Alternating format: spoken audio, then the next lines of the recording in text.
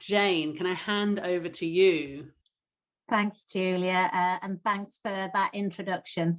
Absolutely fantastic to see so many examples of different anchor institutions that colleagues are working with, and that's very much been our experience as Newcastle University, working with our partners in Newcastle and the region.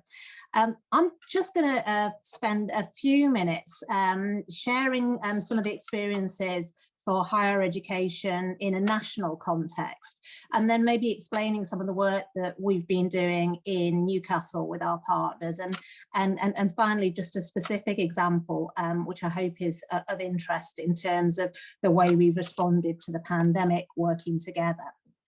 I mean, I do think it's definitely a time when, although we've talked about the idea of anchors as a concept for some time, I think the idea of anchor organisations, institutions in the context of place is something that has really come to the forefront in the last year or so, and it's fantastic to have the opportunity to speak at this network event and to be able to share learning with colleagues. So I absolutely think that this is key, you know, how we share our experiences and build linkages in really practical ways that are going to benefit local communities. From a university point of view, I think that sort of focus on place, on the role that we have in society as anchor institutions has definitely really moved up the agenda. A couple of years ago, we worked with Sir Bob Kerslake on the Civic University Commission, which some of you may have seen, but we can share the link to that. And that led to the establishment of the Civic University Network, which is hosted by Sheffield Hallam University.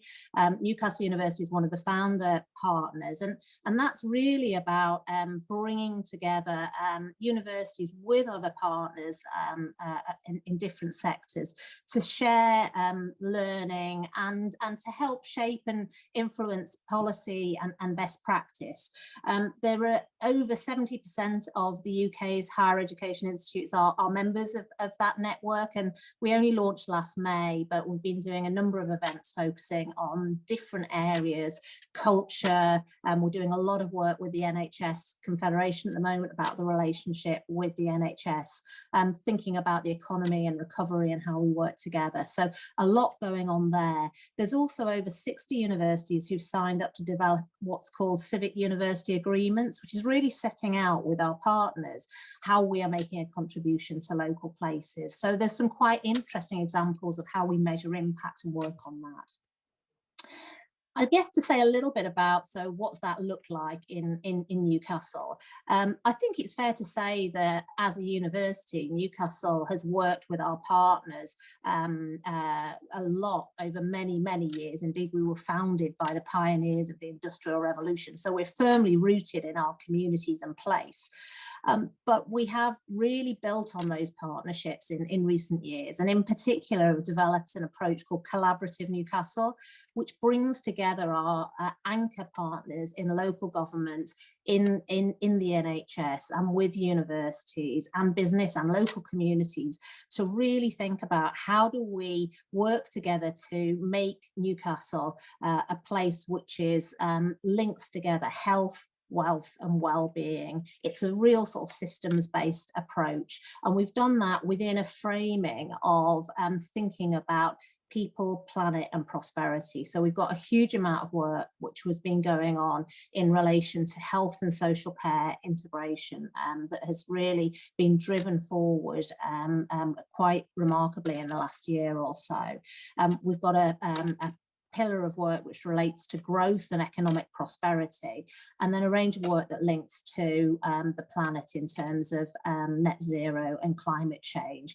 And I think what's really interesting is sort of seeing, particularly in the context of COVID, how we've been able to bring partners together to understand the needs of the local area and local communities, and really think about how do we innovate and think differently about service design and delivery, and bring in the innovation from universities through research, as well as the contribution that our students can make to really understand the place. So it is that kind of combination of working together.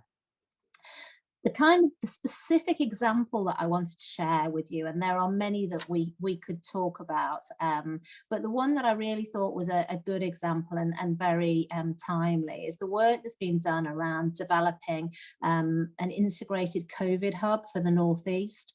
And this is not just about responding to the immediate challenges of the pandemic, but also about how we have an integrated approach to looking to the future, so that we are very much a global leader in terms of the fight against virus spread in the future. It's got three components. One is around fast and accurate testing, so that the Lighthouse Lab. The next element is about real innovation and cutting edge science, working with the universities through an innovation lab. And the third is around robust analysis and response. I think it's important to say that this, I think, is a sort of a unique approach to bringing all of these different aspects together, led by the public sector, but working within industry. It's a partnership between the NHS, the university, and local governments. But what's been really important is that we've focused on how to maximise local value. So we've thought about the approaches to procurement, for example, as you were talking about, Julia, but also about local staffing. And I think one of the things that we're really proud about is the diverse staffing model that's being pulled together to support that. So we've got over 1,000 people who've been employed, many of those from local communities and diverse backgrounds, as well as thinking about how we organise student placements and how do we actually engage local people in this. So there is a potential long-term benefit in creating local jobs, but also thinking to the future and how we can innovate and make sure that we are in a really strong position around addressing challenges of the current pandemic, but also any that may come forward in the future.